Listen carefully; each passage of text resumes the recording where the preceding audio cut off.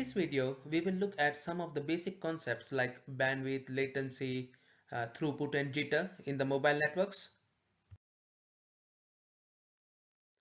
Let's start with what bandwidth means in a mobile network.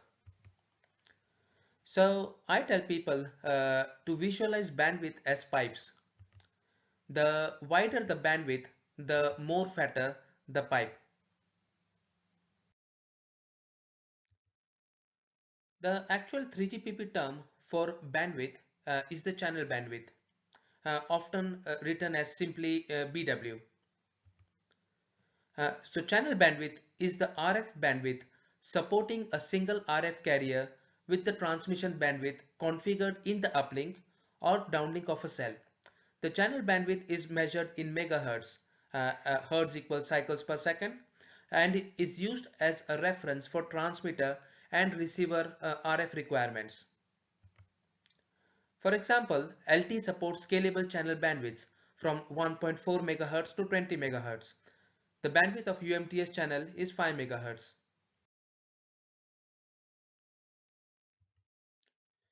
We also use the term transmission bandwidth, which is defined as the bandwidth of an instantaneous transmission from a UE or base station measured in resource blocks units.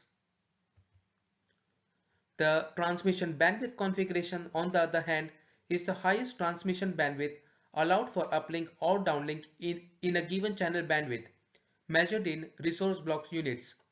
So you may be aware that for the 20 megahertz channel, we have 100 resource blocks. Now this would be the transmission bandwidth configuration. On the other hand, there may be just 40 resource blocks being used at any instant, which would be the transmission bandwidth.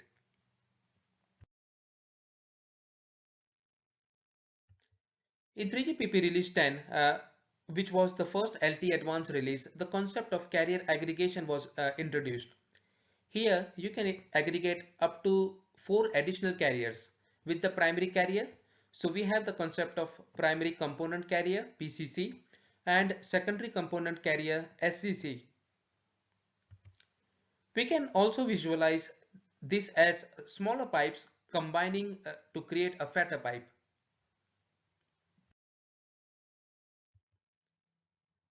So carrier aggregation introduces new bandwidth definitions. Aggregated channel bandwidth is the RF bandwidth in which a base station transmits and/or receives multiple contiguously aggregated carriers.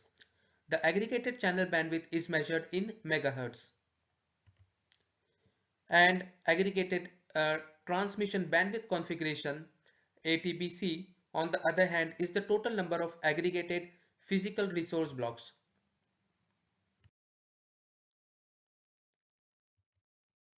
Now, latency is generally defined as the time it takes for a source to send a packet of data to a receiver.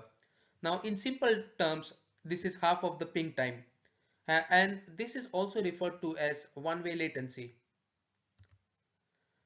Sometimes the term round-trip latency or round-trip time RTT is also used to define latency. This would be the same as the ping time. Jitter is defined as the variation in delay or latency of received packets. It is also referred to as delay jitter. So we may have a case where the latency is, let's say, 50 millisecond and jitter is 10 milliseconds.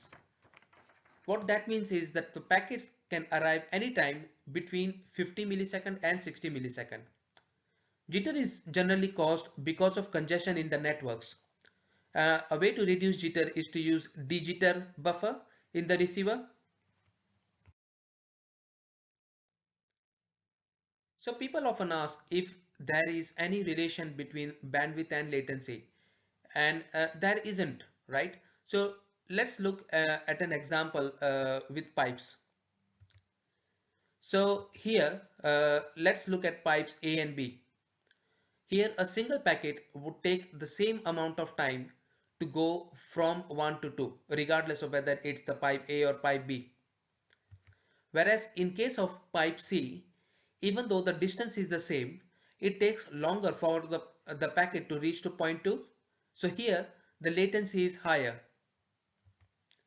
So bandwidth is often referred to as a measure of capacity, while latency is a measure of delay. Now here is a speed test example on a same network but at different locations. You can see that in the second case the download speed is much higher, but the ping time is also more, right? So just to show that there isn't really a relation between latency and bandwidth. So how is latency defined in 3GPP and ITU? So in 3GPP and ITU, control plane latency and user plane latency is discussed for a particular technology.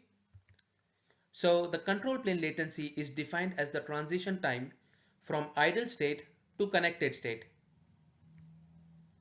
The user plane latency, also known as transport delay, is defined as the one-way transit time between a packet being available at the IP layer of the origin and the availability of this packet at IP layer of the destination. So when LTE Advanced was being defined back in 2009, the IMT Advanced requirement was for 100 millisecond control plane latency. Now this is a 3GPP calculation uh, showing the calculated delay to be 50 millisecond in the LTE-A system.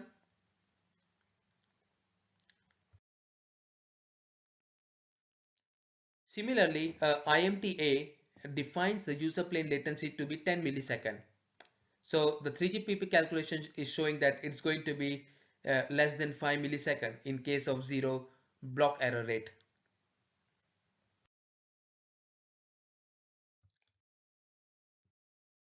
Often the term end-to-end latency is also used.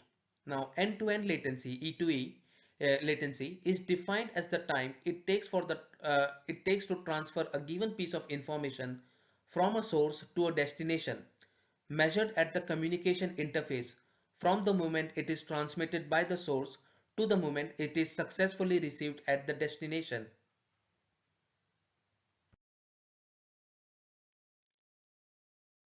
Now this is the 5G latency requirement slide from a recent presentation by Professor Andy Sutton. The reference is actually given here. You can look at it from the slides later on. Now here you can see different organizations use different latencies. So NGMN and GSMA define end-to-end latency, while ITU defines the user and the control plane latency.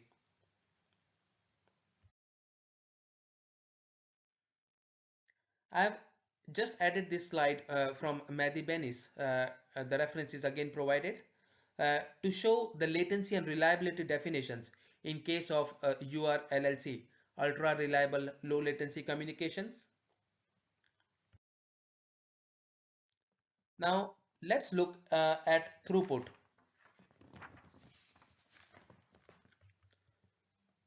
So throughput is the actual rate that information is transferred.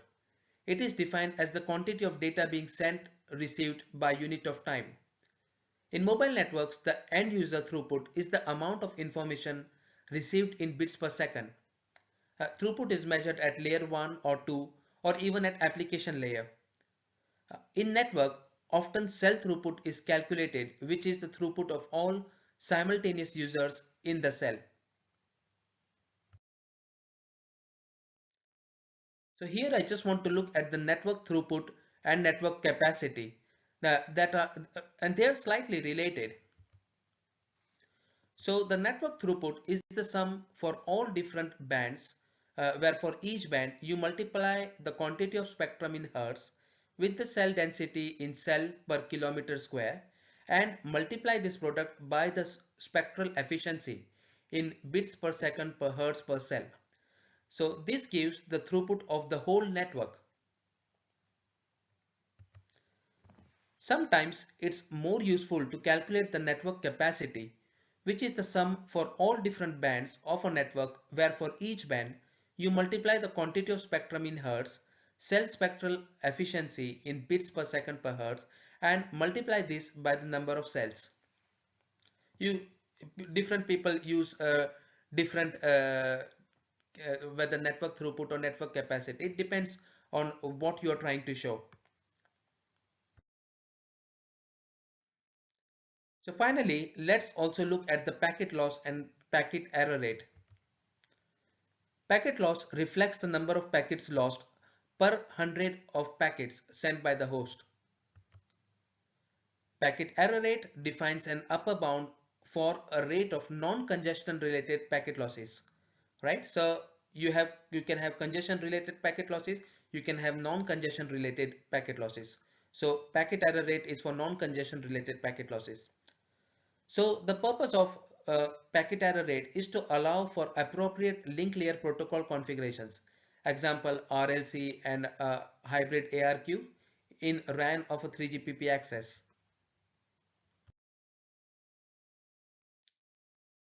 So this is an interesting graph which shows an example of how latency and packet loss impact LTE. So you can see that the y-axis is the throughput, the x-axis is the latency, right? And it's for this calculation is for different packet losses. So depending on the color, you can see like the more packet loss, the less the throughput, as you would expect. And if it's more if there is higher latency.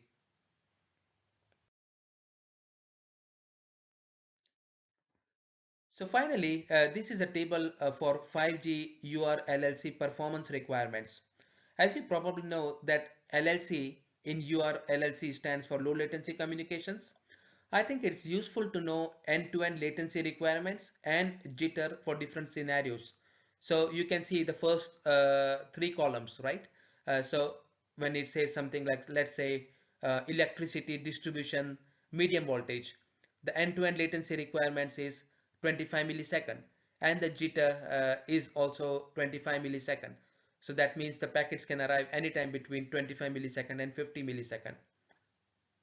Okay, and on the other hand, if it's something like discrete automation, the first row, discrete automation motion control. So here the end-to-end latency is just 1 millisecond with a jitter of 1 microsecond. So very strict requirements here.